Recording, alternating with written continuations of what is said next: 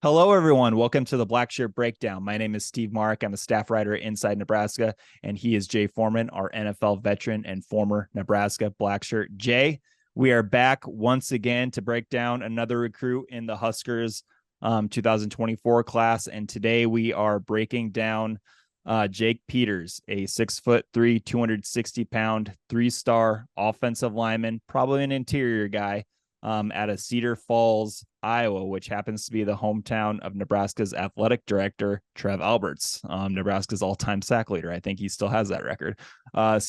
Jay, we've been talking about Jake Peters for a bit here. We look at his video highlights, his huddle highlights. When you saw Jake Peters' name come across the line, you checked him out. What'd you think? Well, I think he plays with the right mindset. I think he fits into all the other guys that Nebraska has recruited across the offensive line. They play with the edge.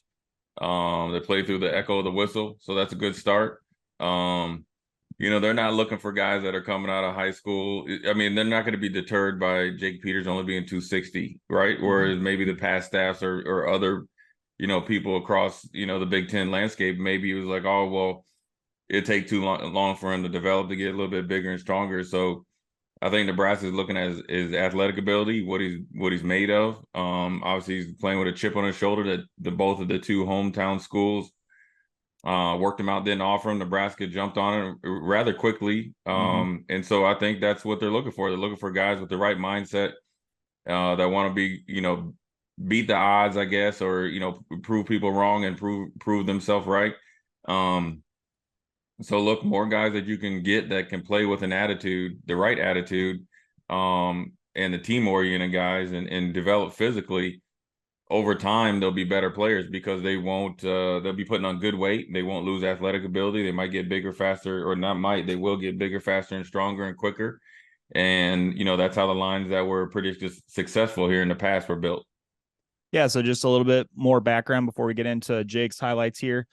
So he's an under-recruited kid. We mentioned he's from the state of Iowa, but he lacks a Hawkeye offer. He lacks a Cyclone offer, and he was a June camp find for Matt Rhule and Donovan Raiola. He came and camped sometime in June. I think it was early June.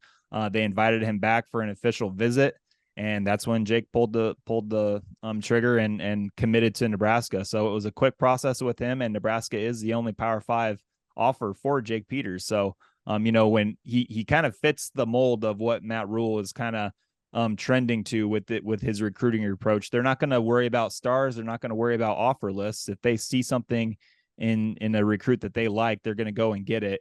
And as we'll watch here in a little bit, there's a lot to like with Jake Peters. You can look at the size. He's not that big, but I think he's mean. I think he can move well, and I think there's something there for a Donovan Raiola and Matt Rhule to kind of build upon. So, Jay, let's get into the highlights here. So I think he played tackle at his high school, but in these clips that we're gonna show, a lot of tackle over formations, a lot of unbalanced lines, and he was on the line on the end next to the right tackle. So, Jay, take it away here. What do you see? Obviously, this is a pretty good one to start out with. Right. When you do tackle over unbalanced line, you're actually playing more of a guard position, right? So that's where you say where he projects to being an interior guy right here. And this is, look, if you want to get noticed, this is the first thing you put on your highlight tape or your huddle tape. It's a down block, one-on-one, good leverage. You talk about finishing through the echo of the whistle. That's a 2-for-1 right there. That's old IHOP pancake special. You see him, he gets into him. Good leverage on contact, right? And then you like right here is the good leg drive, right? Got him positioning, and then also he walled him off right there. He kind of just threw his hips and threw his butt out to the right, which allowed him to continue to have leverage on the defender and finish him about 10, 15 yards right down the down the field, which is a great block, and it's a great look. This is what you need on your highlight tape: effort, physicality, and nastiness. And look, for him being 260. And he has a good frame. And you see him right there. He's a legit 6'3". He'll put good weight on his frame. Yep. And the one thing that you can't change or won't change is his mentality. And he's playing against a little bit smaller guys there, but his ability to finish and his mentality, that's not going to change. And so that's a great starting point to having a guy that maybe you say, hey, we got to turn down your dial versus seems like his dial is turned up right from the get-go. And you see him here playing a little bit of left tackle, so you like the versatility. as far as being able to play on both sides of the ball, as a projected guard position. See him look at 2-for-1 right here. He knows right there. One thing I like about him, it's a smart play right here. He knows once he gets past that 5-yard mark that the running back's going to be able to hit the outside. And so he beats this block, or he dominates this block right here, sets the edge right here. Smart enough to know that the other guy coming on pretty much a boss toss that's back on safety, and then he gets up to the second level right there and gets a good chunk of number 9, and he keeps on playing. He's looking for more work. And so when you think of explosive plays at the college level, offensive line blocking down the field, look, you got 3 blocks right there, and you finally got a pancake there by getting number 8 on the ground. It led to an explosive play right here. So that's what you want. You want guys that can do their job right at the point of attack, do extra, and then put the exclamation point or the cherry on top of getting an extra knockdown. That's how you become a physical team. That's how you become a pretty good player, and that's how you project to being an inside interior guy based on his mentality. Now, last season, I think a lot of Husker fans will remember, if there was like 2nd and short, 3rd and short, 4th and short, they weren't really confident that they were going to get it. So it's good to see here in this highlight, in a goal line situation, looks like they're on the inch-yard line, maybe the 1-yard line. But it was good to see Jake Peters kind of take his guy and plant him in 5 yards in the end zone, if my memory is right here. And just Jay, what do you think about the leverage, how he plays this block? Well, you like where you see where they're putting him, right? They're putting him at the point of attack here. Yeah. And so it's letting you know that they know who their best player is. Now, a lot of times it's their, most highlight tapes, we've seen a tight end, running back, receiver, they're getting them the ball. But right here, this offensive staff and the coach knows this is the guy that when you want to blow a hole open in the defensive line, or in this case, the linebacker here, and get you a play on obviously getting the ball in the end zone, you run right behind him. It's good. It's good leverage here. It's good finish. Yeah. Number 7 knew he was right. You see the guy right there, Division I recruit right in front of your face. And the leverage, getting underneath his pads and finishing them. And I like that. I like the finish. And the finish, yes. And so, that's been a big thing as far as Nebraska offensive line that Coach Rhule is trying to infuse into his offensive line room, is the ability and the mentality to finish. And so this is right up Jake Peters' alley, right? You got a little bit now. You got offensive lineman over, a little overload right there. And look, he's taking a defensive line right here. He's getting into him, using his leverage against him. And then once he gains control, he ain't stopping until he's planted you on that University of Northern Iowa field turf right here. And I like it because look, he's obviously bigger and better than most of the competition that he's going against, but what he's doing, he doesn't care who he's playing against. And maybe he's only a 3-star because of, where he lives, and you can't hold that against him. What you got to look at is the instincts, the mentality, and the effort that he plays with. That type of thing that he's doing, you see number 76 get excited about it. Yep. Is how you set the mentality and reset the image of your team. If you want to be physical, it's going to start with effort. You're going to want to be tenacious, and you want to be able to have an offensive line that's going to be physical all 4 quarters. It's not going to be pretty. You see it right there, even with a good block by him or a great block by him, it was a 1 or 2 yard gain. But those 1 or 2 yard gains, if you get 5, 6 guys, 7, 8 guys, talking about your backups or rotational players that have the mentality, obviously the execution needs to be there. That's how you turn those 1 or 2 yard gains into 6, 7, 8 yard gains, and then being able to finish games. And like you said, not necessarily be on pins and needles and thinking, 5 out of 10 times or 7 out of 10 times, we won't be able to get the 3rd and 1, 3rd and 2, and 3rd and 3s. Those are, if you can run the ball on teams at 3rd and 3 and 3rd and 2 and make those a high percentage of makes for the offense, those are huge gut punches to the defense. And so hopefully Jake Peters can, be a part of that. And look, they have been making an emphasis, especially across the offensive line. What Matt Rhule said is to rebuild it and get guys in here with the right mindset. That the body types are different, right? I think the prior staff wanted, a mini basketball team at times. And, we've had Jalen Weaver come in at 6'9". You got Teddy Prohaska 6'10", Ben Hart at 6'8".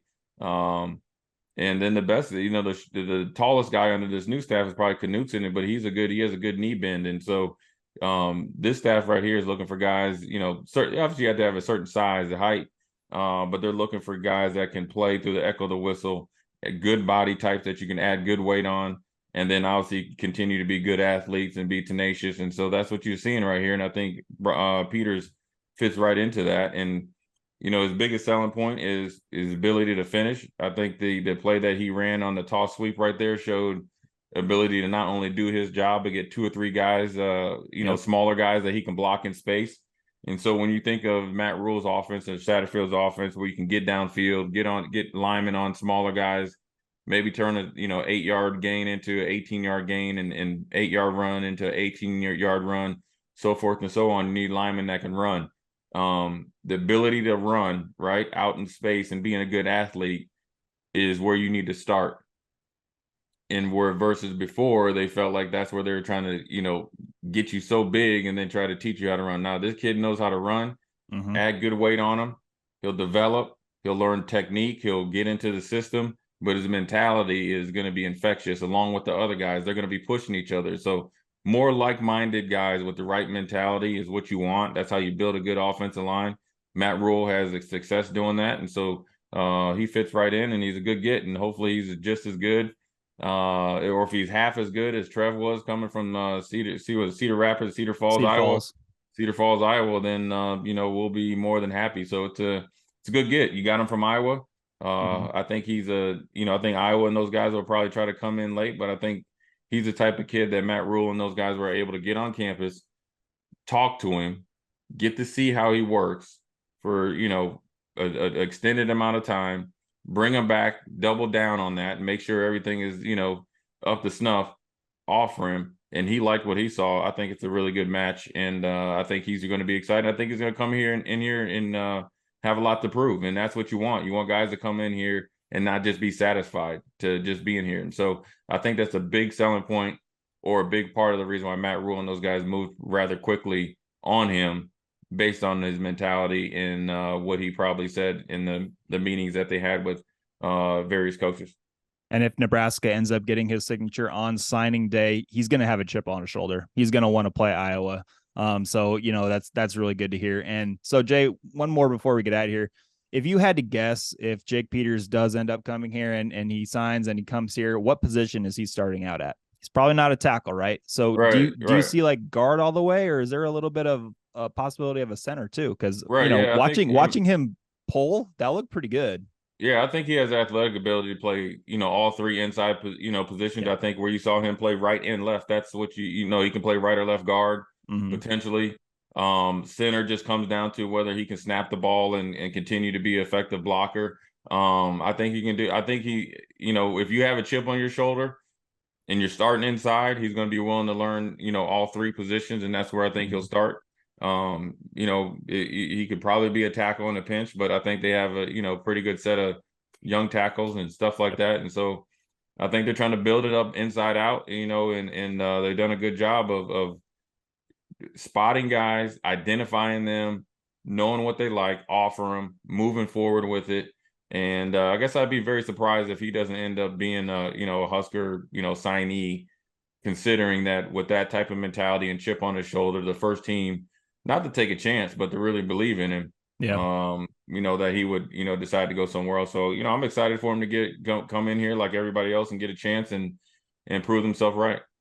Awesome. Good stuff as always, Jay. So yeah, that was the Blackshirt breakdown, Jake Peters style, out of Cedar Falls, Iowa, a 3-star interior offensive lineman. So for Jay Foreman, I am Steve Marik, and that was a Blackshirt breakdown. We'll catch you all later.